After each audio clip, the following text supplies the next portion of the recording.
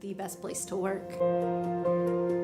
I love working here. I feel very blessed. I love it here. I look forward to coming to work every day, being a part of this team. Like a family away from home. Where everyone feels like everybody knows their name. A city that supports you. We see that with our benefits. A pension, vacation days, job security. Being able to be heard. We feel valued.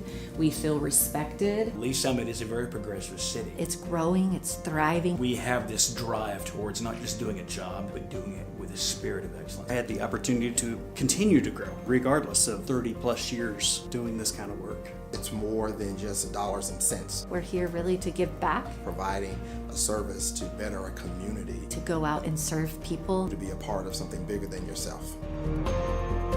If I would have known what I know now, years ago, I would have been here much sooner.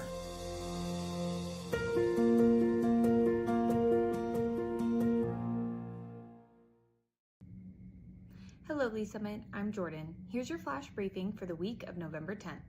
Join us for the Hangar 2 ribbon cutting at the Kansas City Lee Summit Regional Airport on November 13th at 2 p.m., located at 2720 Northeast Hagen Road.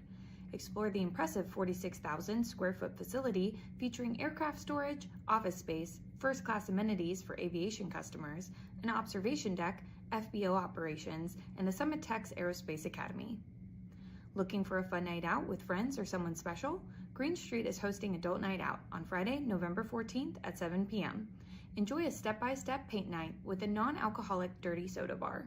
This event is for those 18 and older and is free to attend. Painting materials will be provided. Stay up to date with new events at greenstreetls.com. The city is seeking a systems analyst to drive the performance and reliability of its enterprise resource planning system.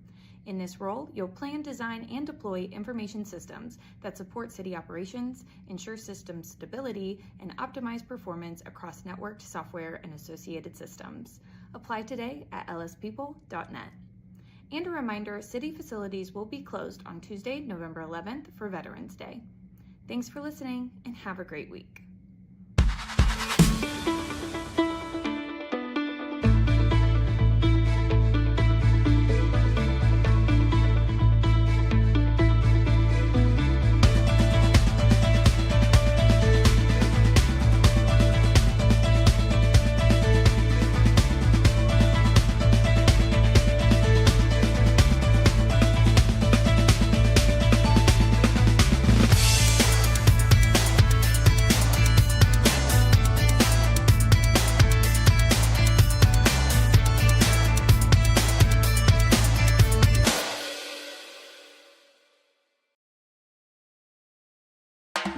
Keeping our city beautiful is a collaborative effort for all citizens. The City of Lee Summit supports these efforts with a set of guidelines or ordinances, and the city's neighborhood services team helps put those guidelines into practice.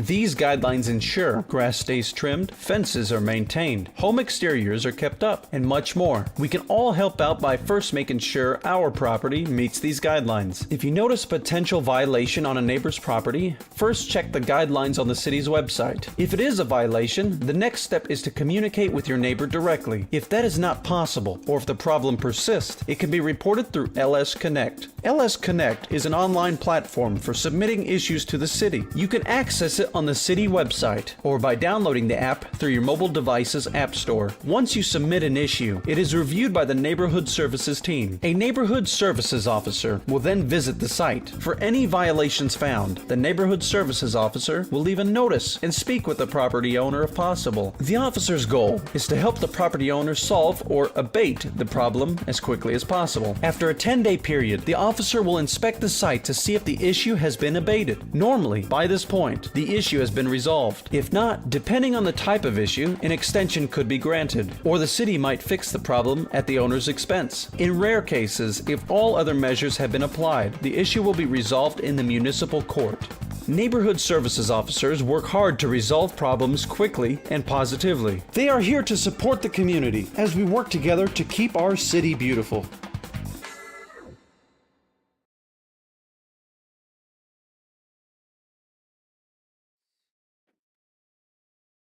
My report. Thank you, Mayor. Quite a few of us are getting questions. I know I've gotten a few questions about the plans. So I didn't know if, just for the public knowledge. I'm not a politician. I feel like I'm just an average person in Lee Summit. They have a football field set up. Inside these cones are their football fields. Our 2-car garage is we're gonna bring the driveway back through here, and it's gonna go right here. And then, so my family has chickens. When we first got chickens, my husband said, don't treat them as your pets, treat them as chickens, because we're going to be eating the eggs, and I would like to use them for meat. So don't treat them as your pets. Well, we now have 6 chickens that I consider my pets, and I will not let him kill for meat. So we live downtown, and we love living downtown. These are my children. The first one's Lincoln and Amira and Sophia and Caleb. This is a great neighborhood. Downtown is one big community, and all of the kids get together and they play basketball, and we like to walk to the farmer's market. Here, hold my hand. It's an easy walk, probably less than 10 minutes. The farmer's market has always been a very important part of my life and my family's life. As a matter of fact, when my daughter started kindergarten, I dropped her off and I was going shopping at the farmer's market right behind Lee Summit Elementary. And I was teary-eyed because she was my first and she was going off to kindergarten. And Terry, the butterfly lady, the one that's in the purple shirt, and she used to make little butterfly stickers for everyone, she gave me a big hug and was just so empathetic to the fact that my daughter had just started school. How are you guys doing? Doing well. How are you? Yeah, very good. A lot of the farmers there, they've watched my kids grow up. I love Lee Summit in general. I love that it still has a small town feel while embracing growth and the arts and diversity. And I feel like downtown specifically embodies that. My kids go to Lee Summit Elementary, and a lot of their teachers live downtown, and a lot of the business owners from downtown live downtown. So when we're out walking downtown, we see so many people we know. I lived in Africa until I was 5, and then we moved to the United States, and I've lived in Lee Summit since. A lot of my childhood, my mom was a single mom, and I feel like I was essentially raised by my community and being on council, and it's just such an important way to give back to the community that raised me. I state your name. I, Mia Pryor, Do solemnly swear do solemnly swear that I possess the qualifications this day of April 2026.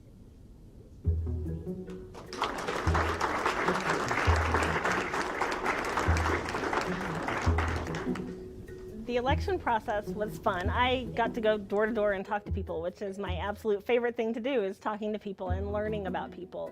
I even had people inviting me into their house for dinner or inviting me back to their house to meet their spouse. And I knocked on a door, and the lady that answered the door was my kindergarten teacher. So it was a lot of fun. Is it on? Hi everyone, I'm Councilmember Mia Pryor. Thank you very much for coming tonight.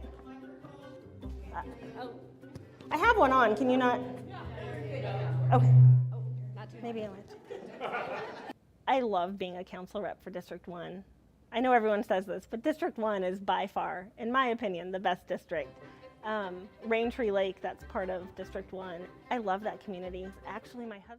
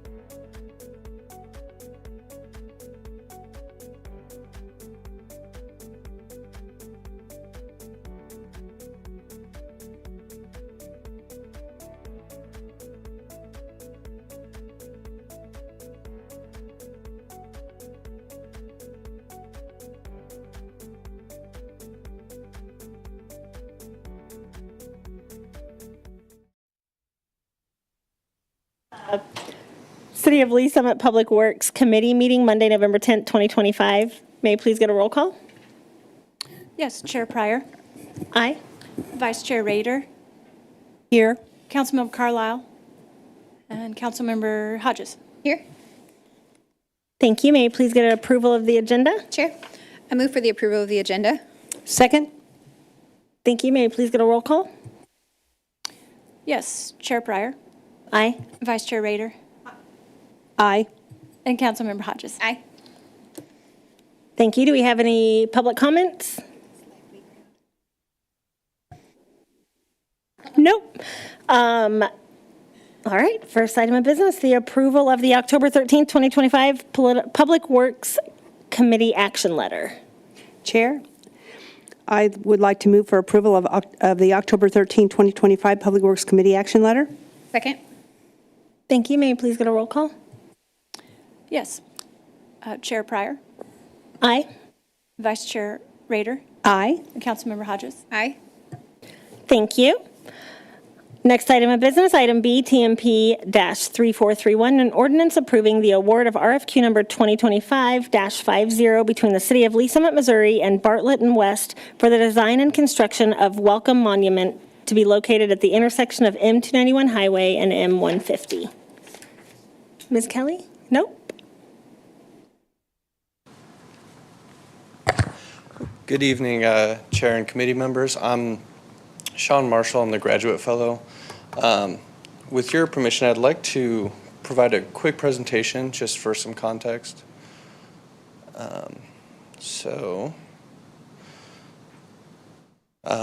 Just want to go over the history of this project, some challenges we faced along the way, the location we've decided, and then where to go from here. I've got kind of a timeline for you. So this is our project history. In 2008, the city passed the Gateway Master Plan, kind of showing all the potential locations.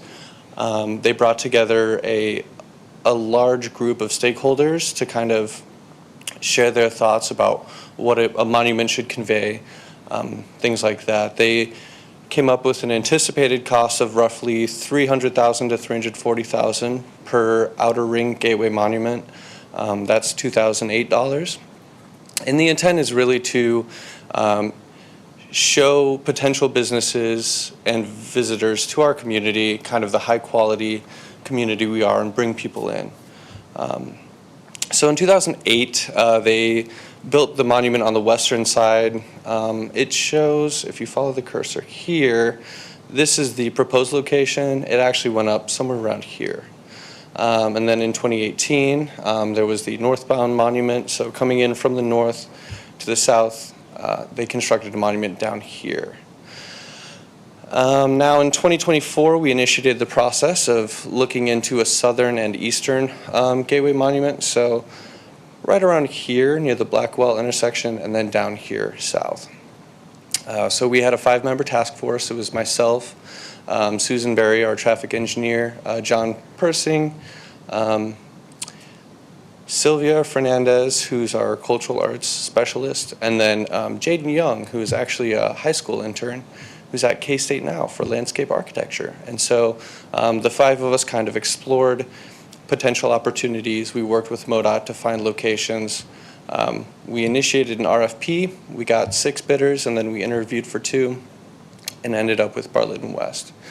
Along the way, Jaden Young kind of reached out to teachers and his fellow students and kind of did an informal survey to kind of see, you know, what do you like about the current monuments? What are some hesitations you have about future ones? Kind of to look into a new design. And in addition, we'll be reaching out to the public, anticipating on December 10th to see kind of what they would like to see. This project's been added to the capital improvement plan. And then, as you know, in September, you guys actually passed the cooperative agreement with the Industrial Development Authority for funds. So this is just another example of, this is the artistic rendering from those mid-2000s sites, and then this is where they're at today. So we faced quite a few challenges when we were looking into this project. Since the 2008 plan, there have been updates to the right-of-way requirements that MoDOT has. And so on that eastern side, where there's the Blackwell and 50 interchange, there actually was a plan to have a gateway monument at that intersection. But since there have been requirements that monuments be behind guardrails because they're a crash hazard, and you can't create a guardrail to block a gateway monument, it has to be behind already present existing guardrails. In addition, there are certain signs on that interchange that pose a challenge because we can't block them. There's a sign for a hospital that a monument would have to be a certain distance from, things like that. And so there were some kind of conflicts on that eastern side, but we have a general agreement that that 291 and 150 site works great. So cost is a concern, so inflation, and then the previous monuments, actually a lot of it was volunteer-led efforts that kind of helped build and design those monuments. And then upcoming, we do need final MoDOT approval. And so if this were to be approved and a design were approved, we survey that site, and then we would have to work with MoDOT and get council approval on a licensing agreement for that site. So we did consider some alternatives on that eastern side, a breakaway sign such as you see right here, that Welcome to Jefferson City sign. And that's just one where if someone crashes into it, it breaks and mitigates some damages there. There are overpass signs, so like Welcome to Eureka over here or West Parkside. The concern with that was the closest overpass is Todd George, and you're already pretty well within the city. It kind of feels like you're already in Lee Summit at that point. And so, and in addition, there are a lot of regulations on how you can incorporate those. And then we looked into gateway arch signs, so like this North Kansas City, that's more of an inner ring sign. You can't build those on highways, and so that was kind of a non-starter. And so we've been looking at alternate locations. So we decided we would move forward with a southern sign at the 291 and 150 intersection. And in the meantime, we've initiated talks with MoDOT on maybe there's a way that we can provide for an exception or something on that eastern side. So we're looking into something like that. And then we've used a design build delivery structure to kind of help with that cost concern, where we would work with Bartlett West to create 3 to 5 designs that would be approved by council. And once those designs are approved by council, one of those, they would move on. Oops, sorry. They would move on with construction right from the get-go. And so what that helps us do is we can jump right from design into construction, start that permitting process, everything we need. It also allows us to modify designs to match the costs that we're looking for. So if there are certain minor things that we don't mind, you know, maybe the landscaping, bringing that down a little bit, something like that, we can work with Bartlett West throughout the process. And then it just allows for communication and accountability. If Bartlett West knows what they've designed and they're, you know, kind of anticipating those costs and everything, they'll already be comfortable working with us. And so we've decided to use this design build delivery structure. It is rather new to the city, and so it's been kind of exciting, as I'm sure Mr. Park can attest to. Here's an aerial view of the site. So this is that 291, 150 intersection. It'd be on that northeast side coming in. This is what it looks like from the street. As you can see, it's behind these concrete barriers here. It's elevated, so it doesn't pose a crash risk. And this is what our timeline looks like. So currently, we have the idea agreement in place. This is the first reading of the design build contract with full council approval expected on the 18th. The design process would start in the winter. So we anticipate having a public design process taking place December 10th here in City Hall. And then those 3 to 5 designs would go to the IDA, and the IDA would kind of give preference as to which monument design they like. And then we would bring it to council and say, you know, these are the designs, IDA prefers this one. We'd kind of have an estimated cost at that time. Council would approve the design, and then we could move forward into construction. So you'll see us again if this is approved after that design process, and then once more for that MoDOT licensing agreement. And then we anticipate completion of the project by fall 2026, probably sometime August, September. So, and with that, I'd be happy to answer any questions. Thank you. Any questions? Councilmember Rader? Thank you, Chair.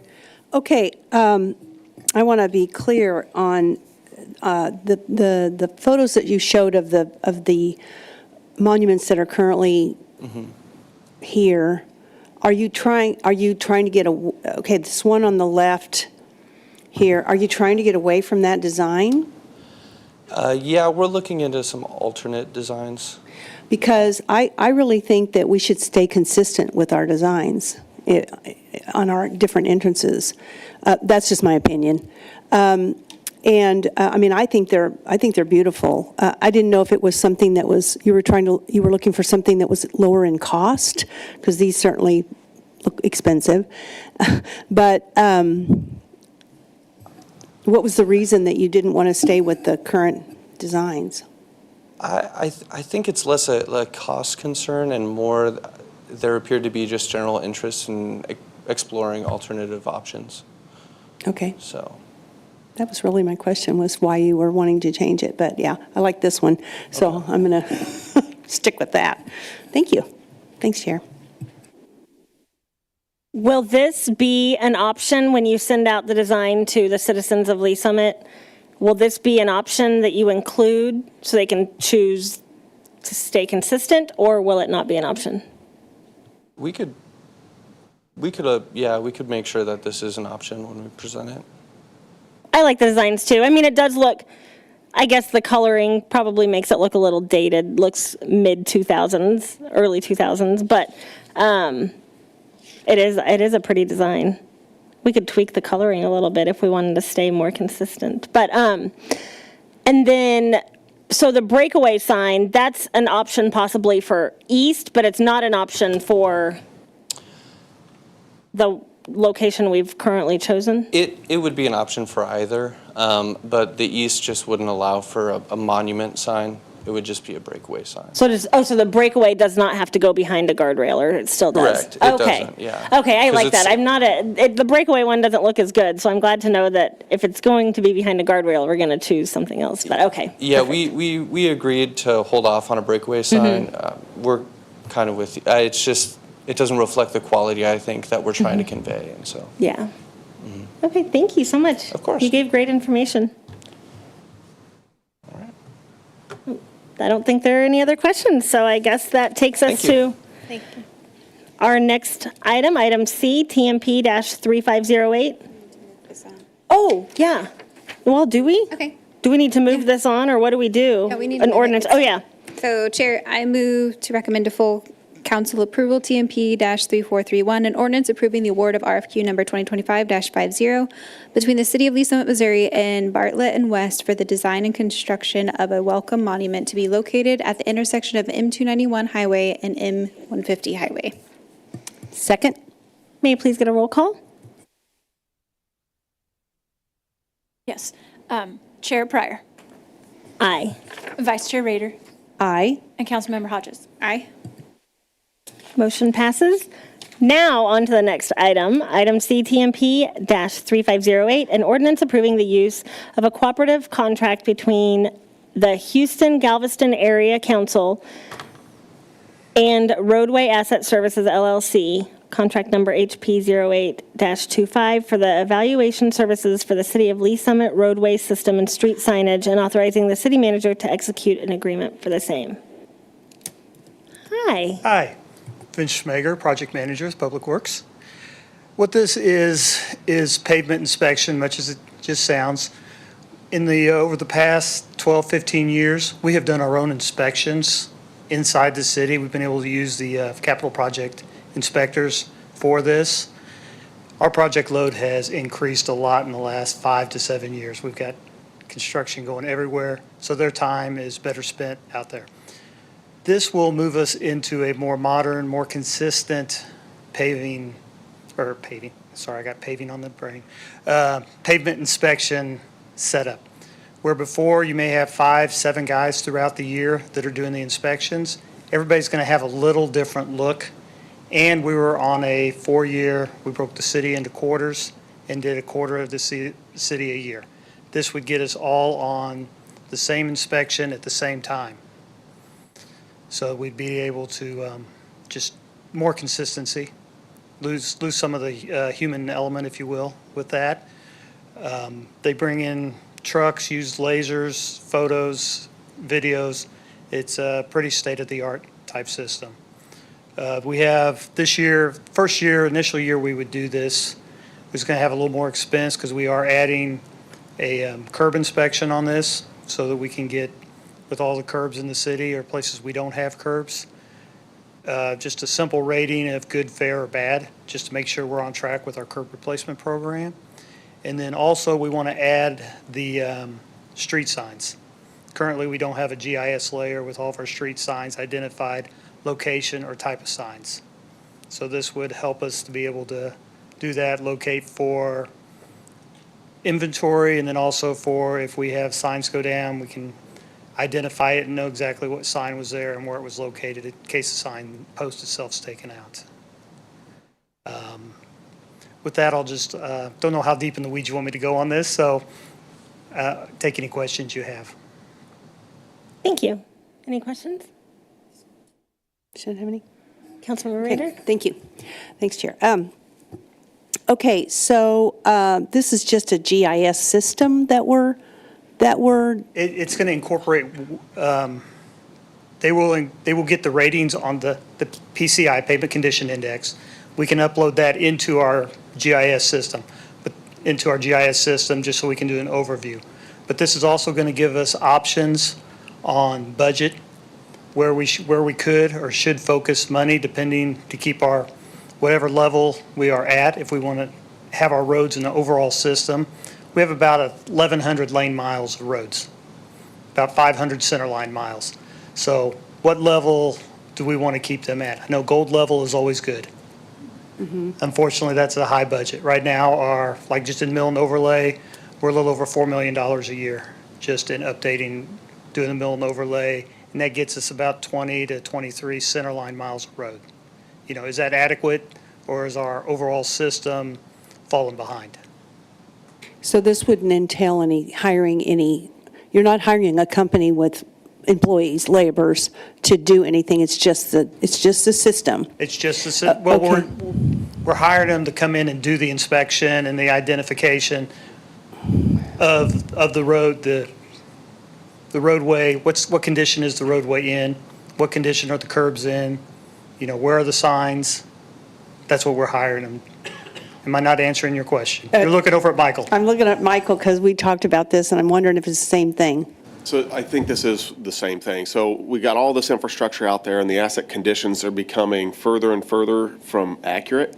Because as Mr. Schmager said, you know, we tried to divide up a quarter of the city using our own staff resources, go out and inspect, and we're only doing a sampling of that even. This would bring us all a full new inspection, full new condition to make sure where we have prioritized pavement overlay, curb replacement, that we are truly hitting the worst conditions in the city. So it will also be all done in GIS. That's what you're asking. So we'll have maps that will show that more clearly. Where are the conditions across town? Compare the conditions on my street.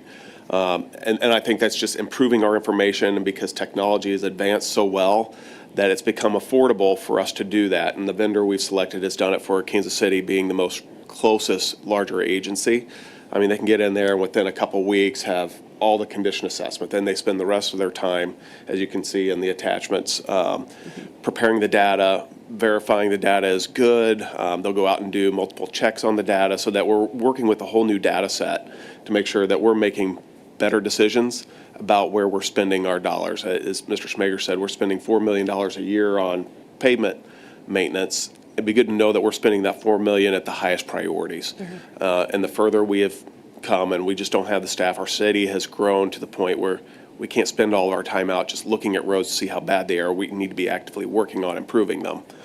That's what this contract does. Well, you keep building more roads. Well, we do keep building more roads, yes. And we keep developing too, which create a lot more roads. And I don't have the documents in front of me, but what was the cost on that again? Was there a cost on that? $241,000. Okay. And about roughly half of it is for the pavement inspection portion. The other half is for the curb and the signs. Okay, all right, thank you. And in future years, because some of that cost is in the initial setup, will be much less cost. And part of what they do is also build out kind of some projections of, so we can anticipate when roads may be failing. So with that better data, they can forecast what those road conditions will be, so we can better budget for that too coming ahead. Okay, sounds great. Thank you. Thanks, Chair. Thanks. Any additional questions? I like this. I feel like it provides some accountability in a way. So, all right, thanks. May I please get a motion and a second to pass on to council for approval? Chair, I move to pass TMP-3508 on to council for approval, an ordinance approving the use of a cooperative contract between the Houston-Galveston Area Council and Roadway Asset Services, LLC, for the evaluation services for the City of Lee Summit Road System and street signage, and authorizing the city manager to execute the same for the city. Second. Thank you. May I please get a roll call? Yes. Chair Pryor. Aye. Vice Chair Rader. Aye. And Councilmember Hodges. Aye. Motion passes. Next, item D, TMP-3503, an ordinance awarding the bid for project number 599 for the Ward Road Improvements Phase 1, Northwest Blue Parkway to Northwest O'Brien Road, to V.F. Anderson Builders in the amount of $4,913,531.05, and authorizing the city manager to execute an agreement for the same. Hello. Hey. Scott Eason, Senior Staff Engineer. We sent out a bid in early October for a request, and we opened those bids on the 23rd of October. We had 3 responsive bidders, and V.F. Anderson was the lowest responsive bidder. So we're asking for approval for them to construct Ward Road Phase 1, and then Phase 2 will be, after that, from Blue Parkway to O'Brien. So if you have any questions, I'm glad to field them. Thank you. Any questions? Councilmember Rader? So is this amount for, you said the first phase, or is this all phases? The first phase. So. Second phase is under design.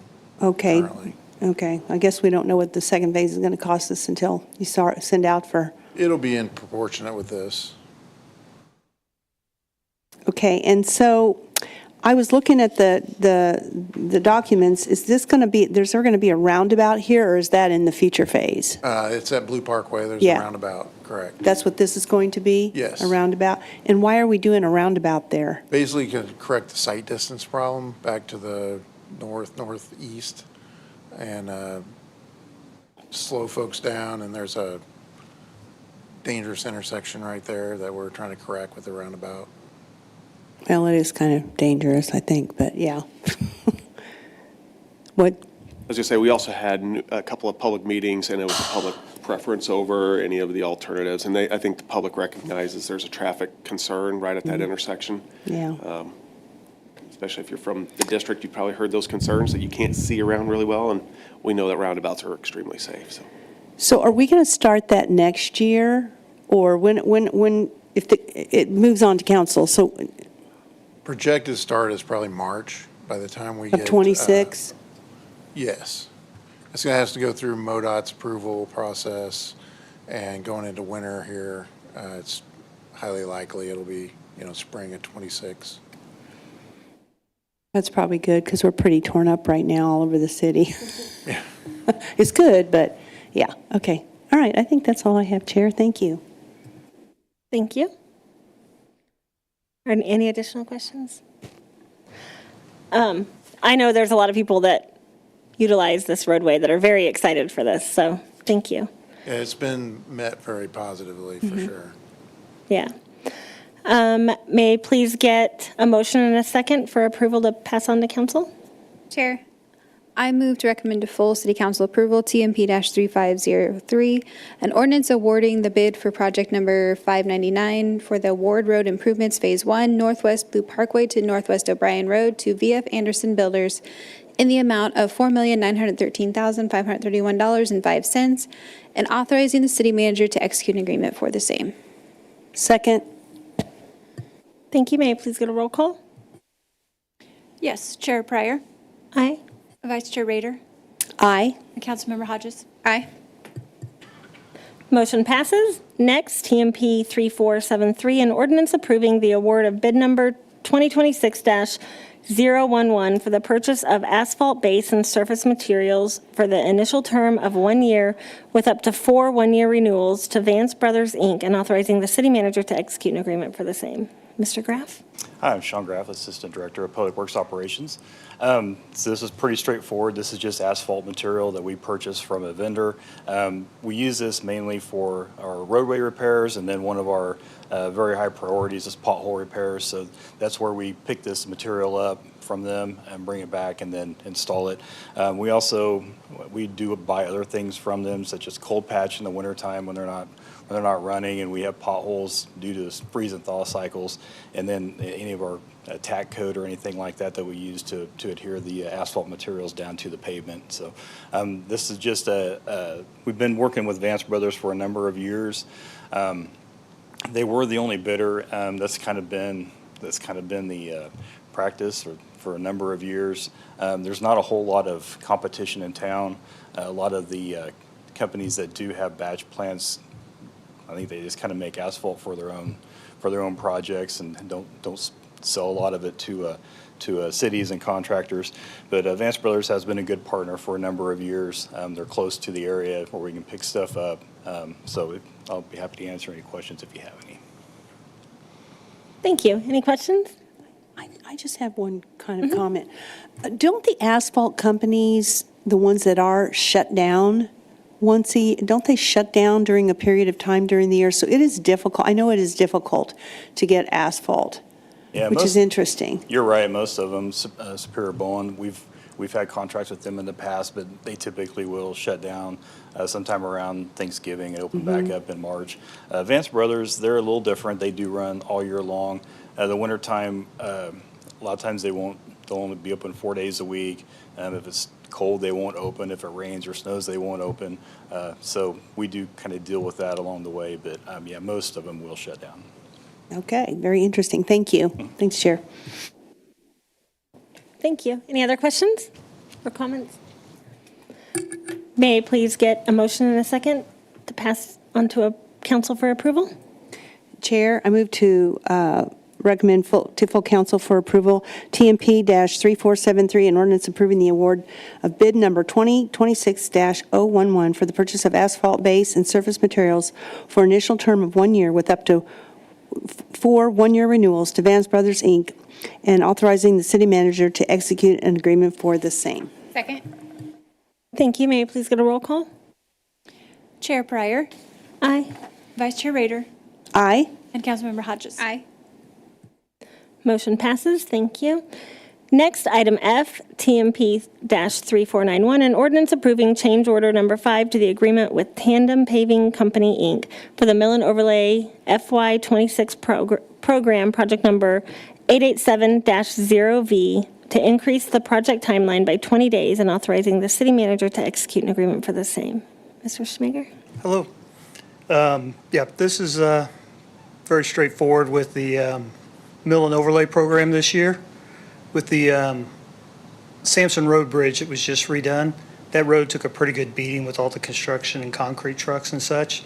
So we tagged it on to the end of the Mill and Overlay program since we had a company in town that was willing to do that. And so we were able to overlay from basically Shear Road all the way over to Hook Road, 137th Street, I believe it is, Kansas City. And So they needed a few extra days other than the 90 days it was originally on the contract to get that taken care of. So that's what this change order is for. Perfect, thank you. Any questions? No? All right, may I please get a motion and a second to pass to approval? Chair, Pass to council for approval? I move to recommend to full city council approval TMP-3491, an ordinance approving change order number 5 to the agreement with Tandem Paving Company Inc for the Mill and Overlay FY26 Program, project number 887-0 or -0 OV, to increase the project timeline by 20 days and authorizing the city manager to execute an agreement for the same. Second. Thank you. May I please get a roll call? Chair Pryor. Aye. Vice Chair Rader. Aye. Councilmember Hodges. Aye. Motion passes. Thank you. Next item on our agenda, item G, 2025-7239, presentation FY26 snow plan. Mr. Graff? All right, I'm back again. Thank you. So every year we attempt to make a presentation to Public Works Committee regarding our snow plan, and we want to kind of go over some of the things that we've learned from, and some of the things we do, some new things that we've tried, and just kind of report back and just see how things are going. I'm going to try to go through this fairly quickly today, so I don't bore anybody, but I'll spend as much time on it as you like. As a Public Works guy, we like talking about what we do, so I will give you all time that you want me to put on it. Please ask questions along the way. I'll certainly give you an opportunity to ask questions at the end of it. So this is kind of a rough draft of where we're going. We're going to talk about predictions. Years ago, I was doing these and I pulled them out, and then I came to Public Works Committee and they're like, where are the predictions at? So we put them back in. Talk about snowfall history, and then we'll kind of talk a little bit about what we do, so how we prepare, how we fight, what we do after the snow's done. Talk a little bit about downtown Lee Summit, and then some of the things that we've implemented and some of the things that we'd like to implement in the future, some things we're looking at, some helpful tips, and then we'll do questions if there are any at that point. So it actually just came out this weekend that the Farmer's Almanac, after like 209 years, this will be the last year that they're going to put out an almanac, but they do winter predictions, and I'm going to spend a little bit of time on these because they're kind of interesting. A lot of people like to see winter predictions, and I have a lot of people come to me and they say, oh, I hear we're going to have a really bad winter this year. And I'm like, where are you hearing that from? Well, my local news forecaster says it's going to be bad. And I'm like, oh, well, okay, I can tell you in April what kind of winter we're going to have. But anyways, a lot of these places put out these winter forecasts, and so I was having a conversation about these with our weather forecasting service that we use, and one of the things that was brought up to me was it's kind of interesting how the weather patterns, they really follow the state lines, especially on this particular forecast. And we all know that as a jet stream comes in, it always follows the state lines, right? It doesn't just zigzag through them. So right off the bat, you can kind of tell that I kind of don't like these predictions because they're just kind of, I guess, conversation pieces, probably more than anything. But anyways, the Farmer's Almanac for this year, they're saying that we're going to be very cold and snowy. So if you're a Farmer's Almanac person and that's the kind of winter you're expecting. They also have an old Farmer's Almanac. And so both of these places, no one really knows what kind of formulas they use to predict the weather, but it's very secretive, and they claim that they're 80% accurate. So anyways, the old Farmer's Almanac, they kind of have us in a mild and dry year. So you can see right now we've got two conflicting stories, so we'll see what happens. And I guess I can segue this into National Weather Service. So we spend probably more of our time, if we're going to look at Weather Service outside of the one that we contract with, National Weather Service is probably our go-to place. But as you can see, you can start seeing the jet streams, how it's winding through the United States. They have us at equal chances that we could be a little bit wetter, a little bit drier, maybe about the same we are right now. They're not really showing anything that shows any intensity right around the Missouri area. And temperatures, same thing. they got us at equal chances that we could be warmer, we could be colder, we could be normal. So I guess that kind of ties in real well with one saying snowy, one saying it's not snowy. There's equal chances either way, so we'll see how that goes. And then, of course, if you, believe in all this stuff, if you see the woolly worms out there, the more black and less brown on a woolly worm means it's going to be a bad winter. And then if you into persimmon seeds, they also have ways to predict that. So anyways, I don't know what kind of winter we're going to have. I can kind of tell you what we've had in the past and kind of what we can probably expect. So over the course of my tenure at Public Works Operations, I've kind of kept a total on all the snowfall that we've received, and these numbers are somewhat accurate, somewhat made up. And by saying that, I mean sometimes we don't always get a great idea of how much snow we've got in Lee Summit, because on the north end we may have 4 inches of snow, on the south end we may have none, and so we kind of got to put a number in there. And so that's how I come up with these numbers, along with reports that we get. But you can see snow kind of ebbs and flows. Back 10 years ago, we've certainly had some really bad storms, and that's kind of they've kind of diminished a little bit over the past 10 years. And then the last year we had a pretty bad winter, but it was really one event that was over half of our snowfall, and we'll talk a little bit about that as we go. By month, February is by far our heaviest snowfall month. October, November, April, May, they're all anomalies. We don't typically see a lot of snow in those months. Usually mid to late December, we might see a little bit. And of course, January and February is where the bulk of it happens. Usually by March, we might see a little bit there, but usually the temperatures are warm enough that it kind of melts away on us. So February is kind of the one we could look for. Last year, the winter storm Blair was the one that dumped 12 inches of snow on us, and that happened in January. So we'll see how this winter holds out. So we average about 9 snow events per season, and an event for us is we have some weather of some sort predicted. We have to put equipment together and put forces out and put down some type of pre-treatment, treatment, plowing, or something like that. So we usually see about 9 of them on average. Our average winter snowfall totals are 17 inches, and we're seeing that drop. Back 16 years ago when I started down there, it was closer to 21. So I don't know if those trends will continue that direction, or if we'll see them move back up.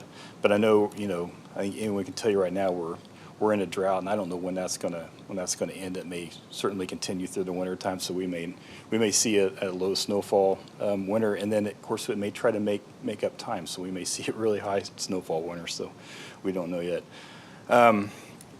So in January, Winter Storm Blair dumped 12 inches of snow on us, and so that was the first time that we had that kind of snow since February 2013, which is incredible.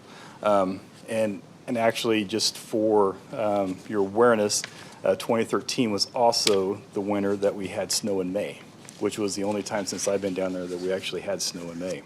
And we ended up getting almost 3 inches during that time. But like I say, usually when you're at that point in the year, it melts away pretty quick. So a little bit about what we do when we start preparing for winter. The snow routes, new streets and snow routes, all that stuff begins in the summertime. So we start looking at all the development and all the roads that are closed and the new ones that have opened, and start trying to work on how the routes are going to look for the next year. Once we get that done, or start working on that, we start into our training. And so in September, we hold our annual snow rodeo training, and we provide training for everybody that's going to come out and work with us plowing snow. This year we trained a little over 90 people to help plow. We have 21 trucks that we run 24 hours a day during snow, so we need almost 50 people. By the time we need over 50 people by the time you figure we got to have people loading the trucks at the salt domes, running the trucks, the supervisors, the people running the snow desk, and it's a big operation, so it takes a lot of people. So we start working at that point to train everybody to make sure they know how to use our iPads and our turn-by-turn system, so they're familiar with the vehicles and the plow equipment and the controls and everything. As we replace them, the technology changes, where they start placing the controls and everything changes. Years ago, you just got a joystick and it operated your plow, and now we have screens, and they're all touch screen, and you can see how much material you're dispensing, and it gives you warnings, and we have cameras and all that, so it's really changed over the years. Our employees also participate in the regional American Public Works Association Snow Rodeo. It occurs in October, and it was over in Gardner this year, and so there's a lot of opportunity to drive the vehicles and compete against other area cities and counties and agencies. There's also a huge training component with that, so while they're over there, they take a number of courses to kind of get everyone prepared for the winter season. And then just last week, we had our mock snow event where we put everything together. We fire our department emergency operations center up, and we pretend that we are dealing with snow, and so it gives us an opportunity to make sure that all of our software works. We found out that we have passwords that expire, so we can make sure we get all that fixed and ready to go, and it gives the drivers a chance to get into the vehicle, get into the routes that they're normally going to be assigned to, so they can kind of see how the route runs, how their equipment works and all that. It just kind of gives them a heads up on what they're going to be looking at when it does snow. So I mentioned before, we use a local weather service for all of our forecasting, and I have a lot of people ask me why do we pay someone to do that? Why can't we go to Channel 9, Channel 41, National Weather Service, or whatever? What I really like about our local weather service is they forecast weather for us. They send us text messages, they give us updates. What really frustrates me at times is I will have National Weather Service will be saying you're going to get less than an inch of snow, and you've got our weather forecaster saying you're going to get 3 to 5 inches of snow. Well, what is it? Well, I can pick up the phone 24/7 and I can call them and I can say, what's going on here? Why is there such a discrepancy? And they'll kind of lead me through the process, that things that they're seeing, the models that they're looking at, and it's just it gives us a sense of comfort that we kind of have an idea what's coming. They give us continuous updates before and during the storm, so as things change, and they do around here, we know that. They tell us the snow's coming in and we're going to get bazillion inches of snow, and then, oh, wait a minute, it's split, now we're not going to get any, and so they kind of keep us updated on that. They give us maps that kind of show us what they're expecting, what the start times and impacts of the storm are going to be, and I'll show you one here in just a second. And then when all the storm's over with, then they give us the after action reports. They tell us what kind of occurred around the metro area, what we've seen, and what the impacts were. So those are all very beneficial. And Sean, can I ask you a question? I'm sorry. Can I ask you a really question about that really quick? Yeah. So how in comparison to Channel 9, whatever, is our local weather service more accurate, or? I think, well, I don't know if I would say it's more accurate, but what I run into with the local weather services is they're forecasting for several counties, and including up almost to Iowa and down to mid, Missouri. And so a lot of times they will tell you we're going to get snow, and so it's going to be in their viewing area where our weather services, where they're talking about Jackson County, they're talking about Lee Summit. That's what I like about them. So we can kind of pinpoint a little more about what we're going to expect here rather than the broad area. Right. So what you're saying is that this local service is more pinpointed, more accurate to watching the TV, the news. I think so. The weather news on TV. Yeah. I think Okay. so. All right. That's an opinion, but that's what I think so. Yeah. Okay. And then before you go on, when I was looking at your presentation, I thought you did use the woolly worms to predict the weather. I'm sure some folks would love us to. Now, I'm not going to tell you when I see one, I'm like, well, how much brown does that thing have on it? I do. Anyway, you kind of burst my bubble there. All right. Sorry. Thank you. A quick question. How much do we pay for that weather service? It's right at $12,000 a year. Okay, here. Is that something that like the community could access, or is that way, I mean, they have something that's more pointed to our community? No, it's all copyrighted, so it can be shared amongst our public works group, and of course, if anybody else can sign up for it, and purchase the plan if they want to, but no, it's just for public works. Okay, thank you. But this is kind of the map, and this is very typical of what we see, where they'll kind of split Kansas City in the middle. And of course, if the snow moves south, we're going to get hit, which we did. This is the January 3rd snowstorm that we got last year. If it moves north, we don't get hit. So when we see forecasts like this, we know we can expect anywhere from 5 to 14 inches of snow. So that's usually typical of what we see.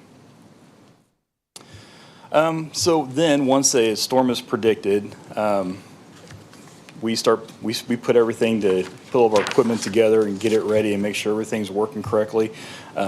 If we can, we pre-treat, whether it's through liquid pre-treatment or rock salt treatment. Last year was kind of a mess because it seemed like it was always starting as a rain or starting as ice, and it's real difficult and it's not very effective to put pre-treatment down when that's happening, because then it just washes off and we're just wasting time and money. So when we're able to and it's dry and it starts to snow, we can certainly get everything pre-treated. We start making sure that we have everybody scheduled to fill our trucks. So we'll have an A shift and a B shift. We run 12-hour shifts and we run 24 hours a day, and we get all them filled. We currently have quite a few folks in our own division where we can fill a lot of the spaces, but we also look at other departments around the city, such as development services. We use HR, water department, and of course fleet always helps us keep our trucks running. So we look across the city to find help to make sure everything's in operation 24/7. We get everything put together, do a complete inspection, so we make sure everything's working, and then we go out and we plow and treat over 1,100 lane miles. It's a lot of roads. We've got over 1,200 cul-de-sacs and dead ends we've got to contend with. During the storm in January of last year, we plowed and treated over 3,500 lane miles of road continuous until we got everything done, and that's essentially driving a 12-foot wide road, one-lane road, from Los Angeles to New York City back to Lee Summit. That's what we did during that month. So,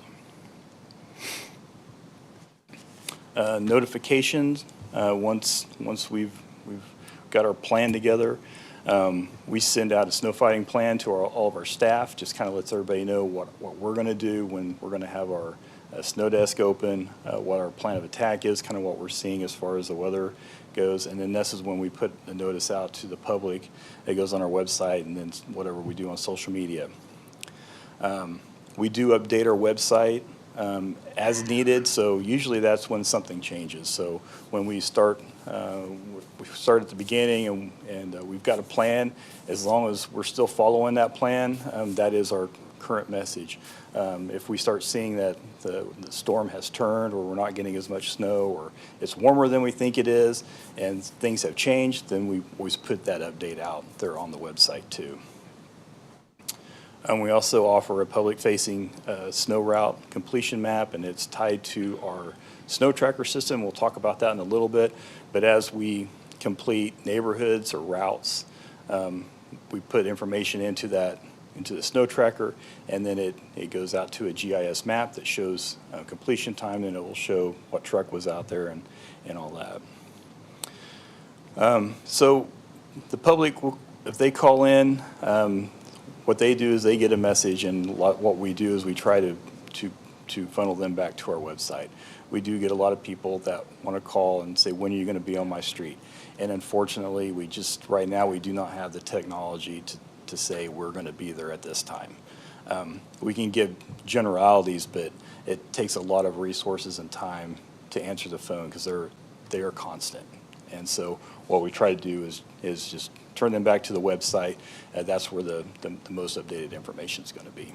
I have a quick question. So I know after the large snowstorm last year, we got a lot of complaints of people saying that their street was marked complete, but you guys did not go down their street. Can that happen, or can someone mark a street complete without it actually being completed? It could. So what the challenge we were running into last year was the amount of snow, and we had a little bit of ice at the very beginning, and then we had snow piled on top of it. And so what we were noticing, and I witnessed this myself, but the truck would go over the road, and it would push a bunch of snow to the side, but then it would kind of fluff the snow up that was underneath, the ice and everything that was underneath. So as they would drive by, it was still leaving a lot of snow behind, and so it did look like, it needed to be done again. And then at that point, Public Works made the decision that we're going to go ahead and go back through all the neighborhoods again and hit them again. With our turn-by-turn routing, we are seeing less and less areas where we've completely missed a street. Not saying it can't happen, but if our drivers are following the turn-by-turn directions, they really shouldn't miss anything. One thing I did notice that we have to work on is when you have a road that has an eyebrow on it, where it's kind of a half a cul-de-sac, where there's the turn by turn, they don't tell you to go hit the eyebrow. It's just showing you just go straight through. And if you don't notice or not paying attention, or not familiar with your route, you can certainly miss that. And I saw we did miss a couple of those, and that's just kind of a awareness and a experience thing on our side. So. Councilmember Pryor, so as Mr. Graff had said, I think during that Winter Storm Blair, there was a lot of things that contributed to circumstances that were unusual.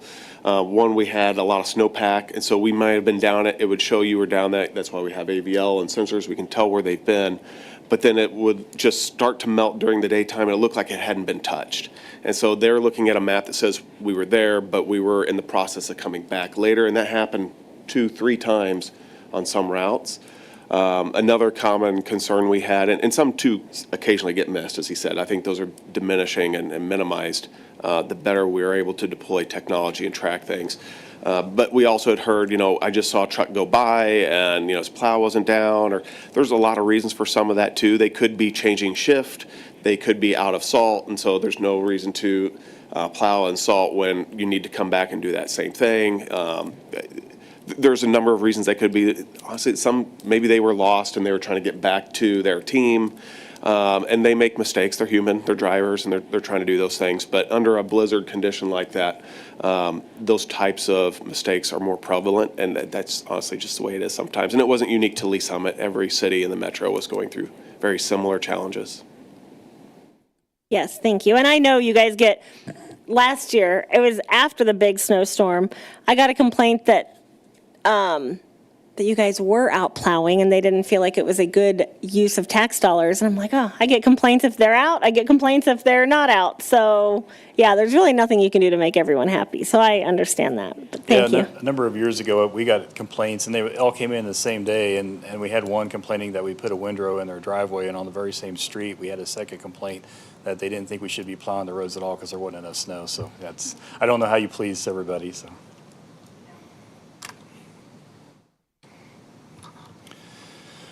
So we always do a storm briefing at the beginning of every snow shift, so we make sure everybody has the latest information as far as what the weather's going to do, what our plan of attack is.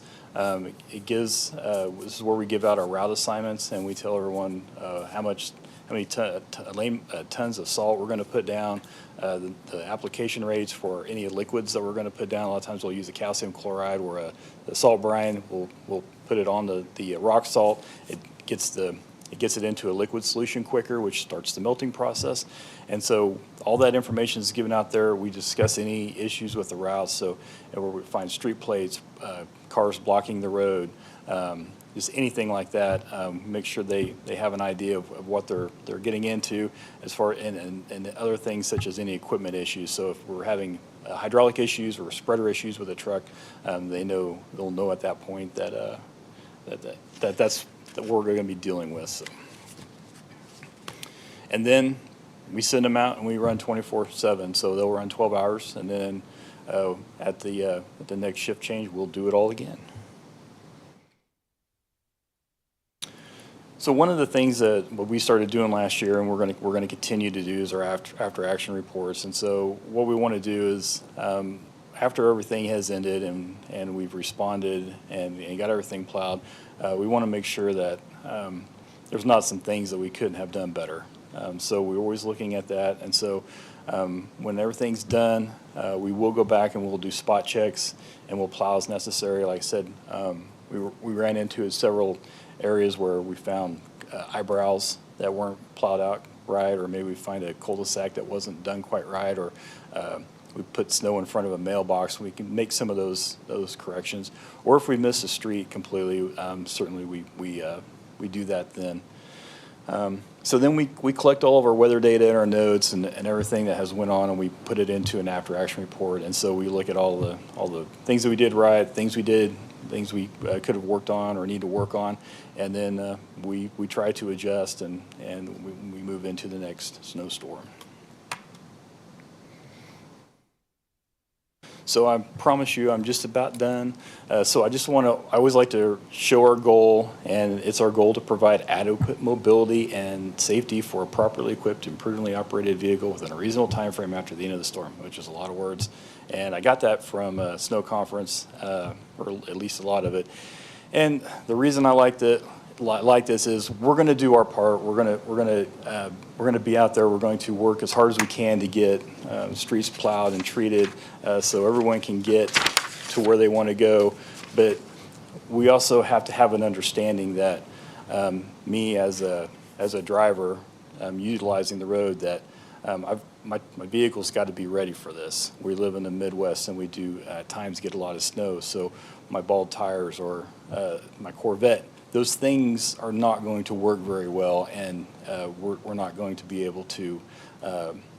We're not always going to be able to provide a level of service that everybody wants. However, we are going to do what we can. And so the other thing I kind of wanted to point out is, so we have. I didn't put this in the presentation, but we have three priorities of roadways that we use for snow removal. And the first one, or the highest priority, is our primary routes, and those are our larger routes. Douglas is one of them, Chipman is one of them. You're going to see hospitals on these roads, fire departments, police departments going to be on these roads. They're the bigger roads, a lot of traffic, higher speeds. Typically you're going to see stoplights on them. We've got to have them open first, because that's where the bulk of the traffic is going to be, and that's where we want to make sure they're open first. The second priority is our secondary routes, and those are typically going to be your main roads that cut through subdivisions. And so we've looked at them this year. We've made some edits to them where we've made a little more connectivity within some of the subdivisions, where before we might branch off and go somewhere else. We've tried to make it where if there's a loop in your subdivision, we've tried to make those connections. Maybe it'll make some folks a little happier. Everybody wants to be on a secondary route, and unfortunately, if we put everybody on a secondary route, then it probably wouldn't get done any faster. So. What we do try to do, though, is we try to have everybody within a quarter of a mile of a primary or secondary route. So when we're figuring our routes and people don't really understand why we're zigzagging through this subdivision, why did you go there and not here, it's because we're trying to make sure that we get everybody within a quarter of a mile of that route. That way, they don't have very far to go. If it does snow and we're not plowing in front of your house, they don't have very far to go before they get to a road that has been plowed and treated. That's the thought behind that. The bulk of our roads or lane miles is residential roads. It's over half of our lane miles, and so it just takes a long time to get through them. We dodge around cars and trash carts and all that stuff, so it just takes a while. Some of the things that we're working on with downtown, we met with Downtown Lee Summit. We've talked with them about if they wanted to potentially utilize our contract for doing sidewalks and things like that. And right now, we're going to keep going like we've been doing in the past, where the contractor will just be doing a lot of our the roadways, the alleys, the parking lots, and sidewalks.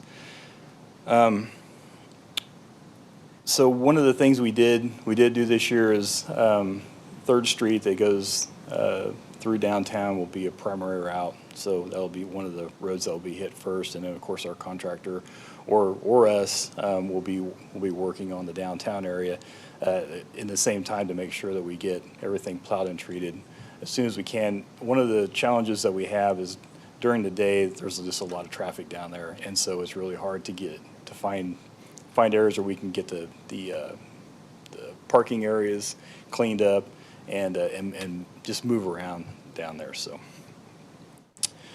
we will be providing maps for the contractor. And I've got one of them in here to kind of show him what all we're going to do. We're going to work on some maps to send to downtown shop owners, so we hopefully get a little bit of help with them on where we want them to pile the snow. What we've seen in the past is after we've been in and plowed, they will some of them will push the snow right back out into the roadway, and then it turns to ice, and it just kind of makes a mess in the parking areas. Do we have still the same contractor as last year for downtown? No, we are working on a new contract. So we've made some changes, and one of them I'm going to point out here in just a little bit. So we wanted to make sure we changed the contract so it captured everything new that we're going to do. So no, right now we don't have a contract in place. We are currently working on it. Okay, thank you. So our level of service throughout the city of Lee Summit is if you have 1 inch or less snow, we treat. So we just put down some type of de-icer to melt the snow. A lot of times there's not enough snow to warrant plowing, and it's not really all that effective. You start getting more than that, 2 inches of snow, we plow and treat surfaces. So that will be mainly your primaries and residentials, and then if you get up over 2 inches, then we start going into the residentials. Downtown, 4 inches or more, we're planning on hauling snow out of downtown. So wherever we pile the snow up into big piles, then would be scraping it off and putting it into dump trucks and then removing it out of the downtown area. So it's not blocking sight distance or blocking parking areas and things like that. And that's just kind of a map of the downtown. Now this one doesn't have all the Green Street stuff in there. We have taken care of that on a separate map, but you can see this will be the main downtown grid from 2nd to 4th Street from Green to Jefferson, and it'll include all the alleys. So looking forward, these are some things that are happening now as part of the FY26 budget. We've added 2 full-time operators to our operation, and so that allows us to fill one snowplow 24 hours a day. We are in process. We had one of them start today. We have another one will be starting at the end of the month, and we'll be at that point fully staffed if we can keep that going. We also ordered a new tandem dump truck, or a 2-axle dump truck. The bad thing about these, there's quite a little bit of lead time as far as getting the vehicle, putting the equipment on, and getting the hydraulics built, getting the spreader and controls and all that installed. So we're not going to see that this year, but we should be seeing that next year.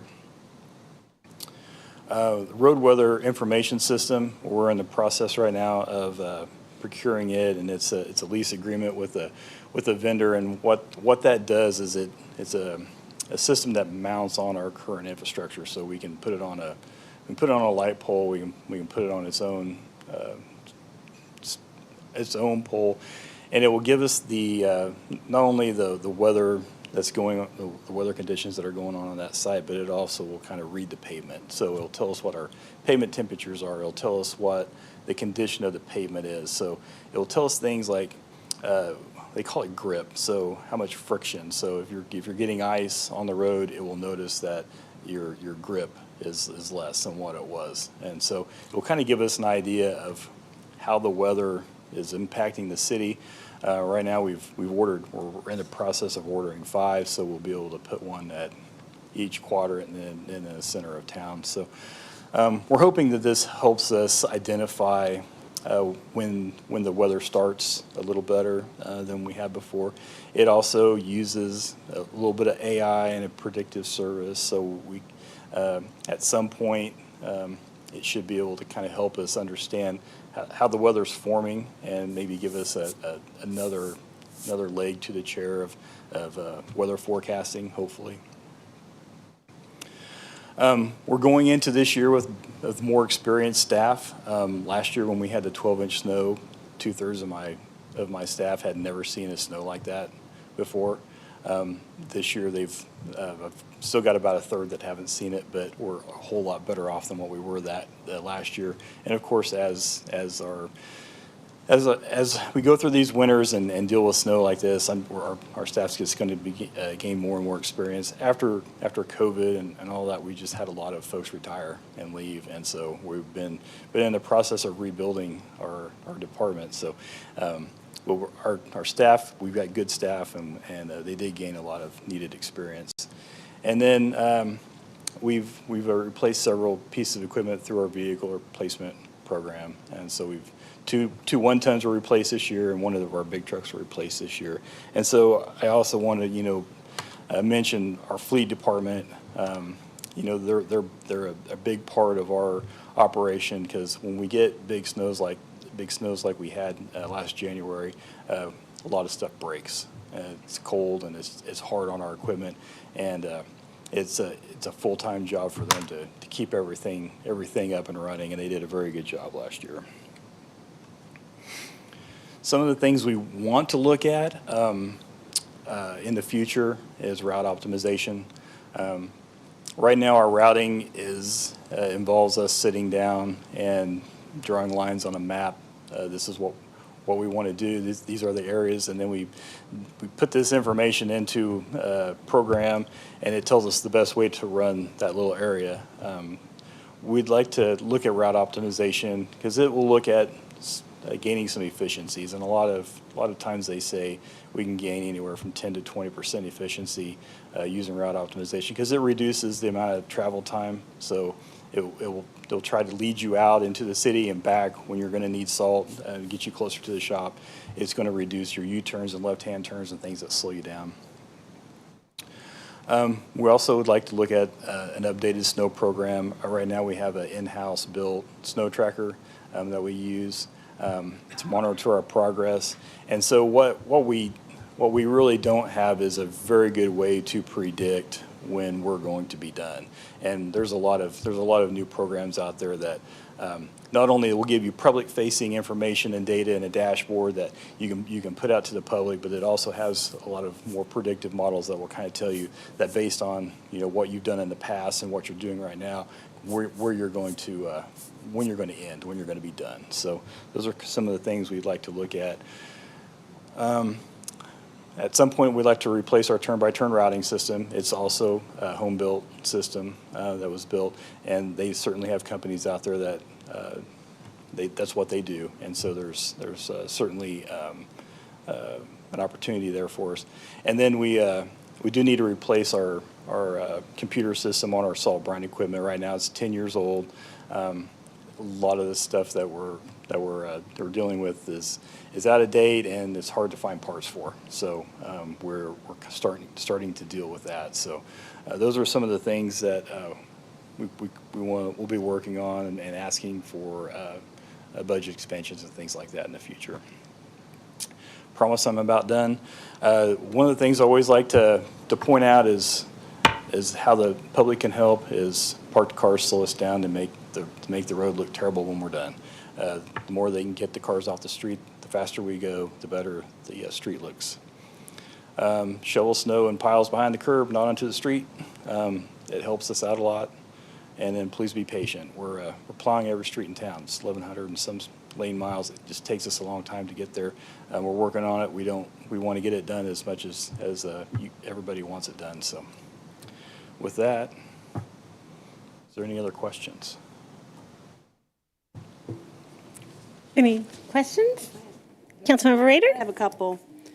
Are we going to have I know Pryor won't be done, but are we going to have all the other road repairs done before we have snowfall, do you think?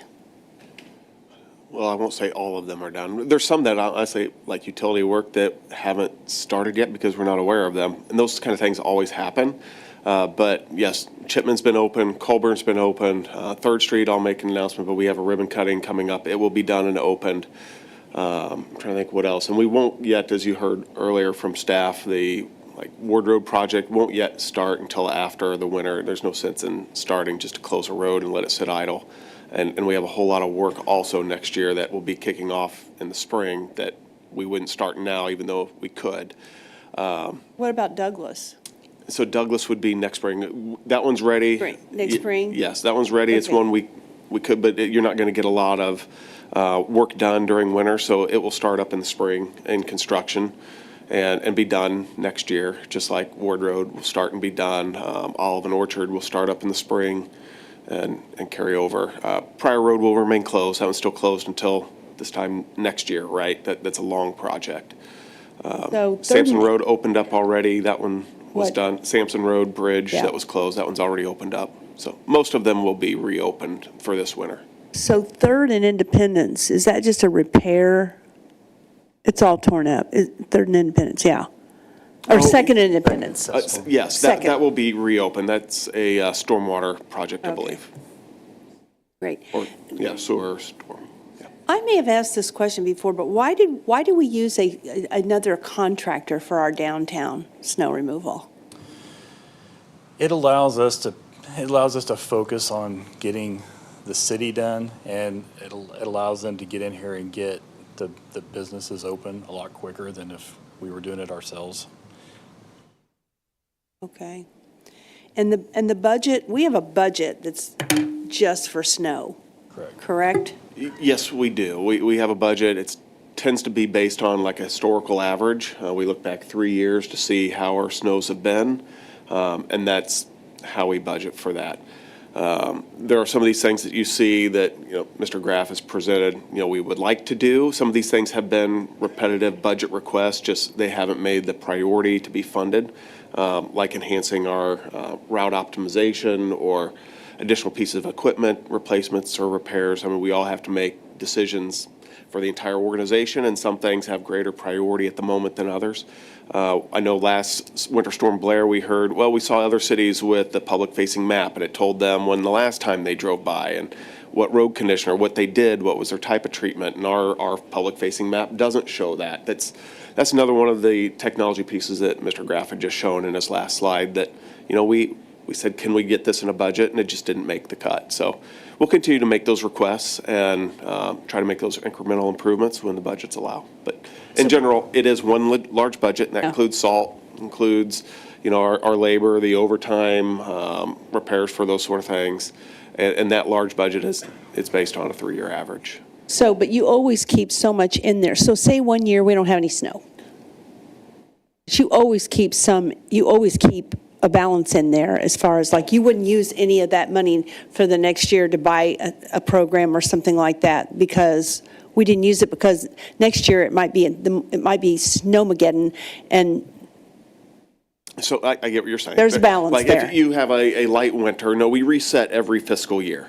And we reset with full salt domes. They get full. So if we didn't spend any salt that year, we don't need to spend money to refill them. That's true. And the budget that wasn't spent goes back to the overall general fund. It's all general fund money.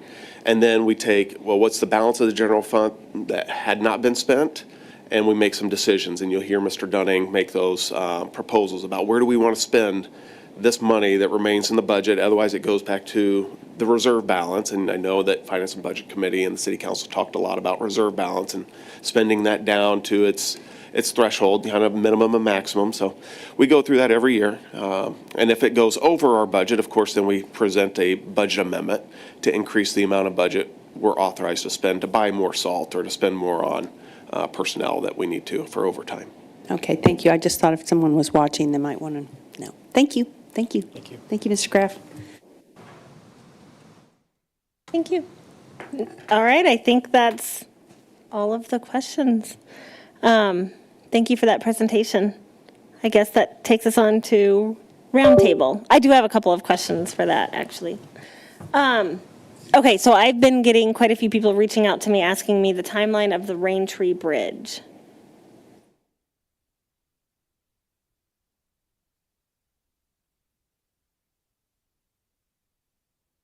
I'm looking back at staff to see if they have any idea when that is. I know that in talking with Mr. Allen, our construction manager, they were talking about striping options, so it must be getting fairly close. I know when they were talking about that, it's got a full width, so they're going to have sidewalk, they're going to have bike lanes or a space for bike lanes, and then 2 lanes of traffic across it. But the pictures he was depicting, it looked like they were having finished a lot of the surface treatments already, and all the structural repair was done. So I've had a few people say that it looked like it was ahead of schedule, so I didn't know if it was. Hesitant to say ahead of schedule, but Yeah. certainly on schedule, if not ahead. And then there is structural things that have been fixed. There was, somebody posted in the Rain Tree group that they were told by, I don't know who, that there was nothing structural that they were fixing, it was only cosmetic. But I thought there was some No, the project is to make sure it's structurally sound. Yes, that's what I thought. Okay, perfect. And then my other question is, somebody reached out to me about the sign at Independence Avenue and Orchard Drive where it's a dead end. I guess they feel like the sign is maybe a little too small, stating that it's a dead end, and they didn't know if there were any options right now with the construction for a larger sign. Is that something? We'll have staff take a look into it. You said at Independence and Independence Avenue and Orchard Drive going towards that dead end. we'll have a look at it. If it's signed, there's a standard sign size. It's that they above should all the cross street thing. It says no outlet, I think. Yeah, there's a standard sign size, so we can have staff look at it. Okay, perfect. Those are my only questions. Any other roundtable? Staff roundtable? Yeah, I'll just mention that we have a ribbon cutting for Hangar 2 and the east side infrastructure at the airport. That's on Thursday at 2 o'clock. And just as a reminder, to get to the east side infrastructure in Hangar 2, it's from Hagan Road. So if you're going down 470, exit on Strother Road, or take Independence Avenue north, and you'll see where Hagan Road is, and you'll obviously know where the airport is. It's to your left as you're looking north. So we're excited about that. Then we have another ribbon cutting. This is for 3rd Street, project that's wrapping up. Ribbon cutting for that is next week, Wednesday the 19th at 2 o'clock.